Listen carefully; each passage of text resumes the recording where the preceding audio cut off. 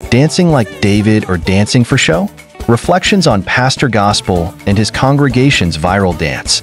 A recent video featuring Pastor Gospel, his wife, and their congregation dancing energetically in church has been making rounds on social media.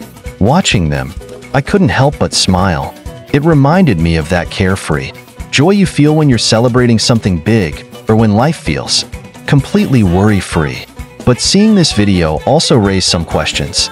Is this modern David's dance still about worship, or has it evolved into something more like a performance?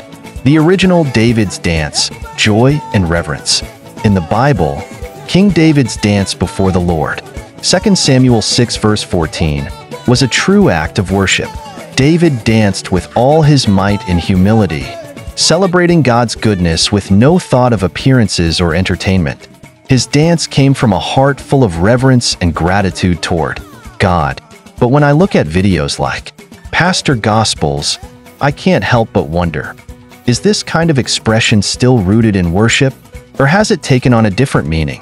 When worship blurs into performance, seeing Pastor Gospel, his wife, and their congregation dancing so passionately brings up some important questions about how we worship today. Joyful celebration in church has its place, but where do we draw the line between heartfelt worship and entertainment? Are we dancing in gratitude, or have these displays become something else, perhaps even a performance? True worship, or just following trends? David's dance was an uninhibited response to God's presence. Today, it sometimes feels like David's dance is more about creating a memorable moment for others to watch. Are we truly worshiping God, or are we simply following trends, letting our expressions mirror what we see outside the church? Reflecting on our worship, as we witness these different styles of worship, it's worth asking ourselves, is this bringing us closer to God? Worship isn't just a show, it's a sacred act of connection. Let's make sure that, like David, our hearts are centered on God. What do you think?